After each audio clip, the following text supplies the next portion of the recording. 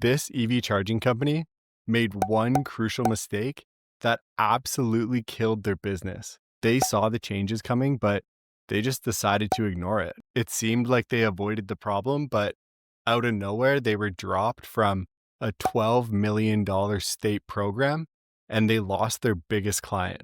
Since July 2023, rules for EV chargers in certain cities have changed. They now need credit card taps so drivers don't have to download annoying apps and create accounts every time they want to start their charge. We all know how brutal this is, but it's not so easy for EV charging companies to snap their fingers and have this feature. It can be pretty complicated and sometimes really expensive to install, but they better do it because bad things will happen if they don't. Just like how Flow has been blocked out of California and New York because they were too slow to adapt and upgrade. They weren't quick enough to meet the new rules. This means that EV charging companies will have to be quick or they'll end up like Flow did and they lost the biggest charging market in North America. Flow's now stuck with over $10 million of outdated chargers. They just had to fire 80 staff in one of their Quebec facilities, and they're now shifting their entire strategy for their business. So what does all this mean for us? Well, let's take a look at the industry in total and how it affects smaller EV charging businesses like ours. But first, if you're interested in the business of EV charging, then you're in the right place. And I'd love if you were to subscribe to the channel, like the video, and comment below if you have any questions that I didn't answer. Also, if you're actually serious about starting your own EV charging business, then I have a course for you below. This is information that honestly you can't find anywhere else online.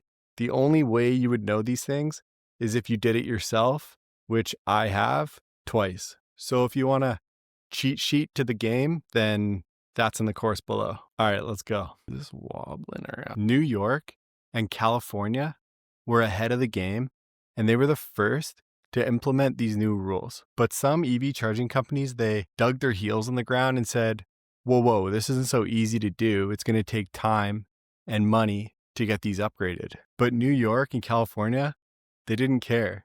Flow said, oh yeah, they're coming. Our new chargers will have tap and pay, but the old ones didn't. And New York said, sorry, too bad. But the problem is, a lot of EV charging companies are already operating on pretty skinny margins. So if they have to invest way more money in their chargers to have this feature, then is this going to cause an even bigger problem for them? And the problem looked to be pretty real with Flow. Flow had to adapt by laying people off, and now it sounds like they're shifting their entire strategy from the hardware to the software. They're now going to be focusing on their network. And this creates a pretty big opportunity for smaller EV charging companies like you and me. Instead of having to compete against the big dogs, we can just install our own chargers and use their software. But does this also mean that we have to follow these new rules too and make sure that we have tap and pay options on our chargers? Yeah, it does.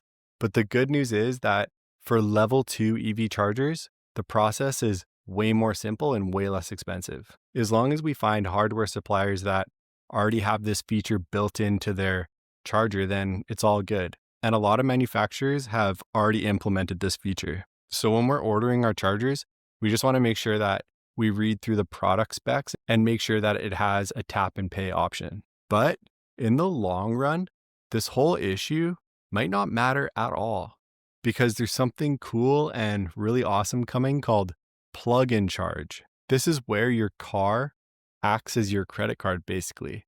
It holds your credit card information, and as soon as you plug in, it transfers over the payment so you can just start charging right away. You literally just plug in charge. Teslas already have this feature, but it's taking a little bit of time for all the other car manufacturers to catch up, but it's coming. So soon, there'll be no apps. You won't have to input any credit card information, and it will literally just be plug and charge. But as I said, it's not here yet. So we're still in the waiting period. And in the meantime, we'll just have to learn from the big dog's mistakes and make sure we don't do what they did. It's almost better to come a little bit later in the game because we can learn from the people that went over the hill first and came back with the information. We adapt, get better, and then go to market. And when we learn and get better, and our chargers have those tap and pay features, then our clients are going to love us. They're going to have a great experience. And if they have a good experience, they're just going to want to keep coming back, and we'll get more and more people using our chargers. And yeah, it's a little bit of a pain having to adapt and adjust on the fly because this is a new industry and it's changing every day. But if you look at this from a bird's eye view, this is a good thing for everyone. Everybody hates having to download an app and put their information in every time they want to do anything. So having tap and pay for chargers is just going to be a more attractive feature for anyone that's deciding to buy an electric car. More people that want to buy electric cars means more EVs on the road, which means more customers using our chargers, and it just grows exponentially. As things get better and better with this industry every day, you have more and more customers hitting the streets, and eventually there'll be more money in your pocket. Also, for the first 10 people that complete my course, I'm offering a free one-on-one consulting call to figure out the strategy for your business. Thanks so much for subscribing, and I'll catch you on the next one. Cheers.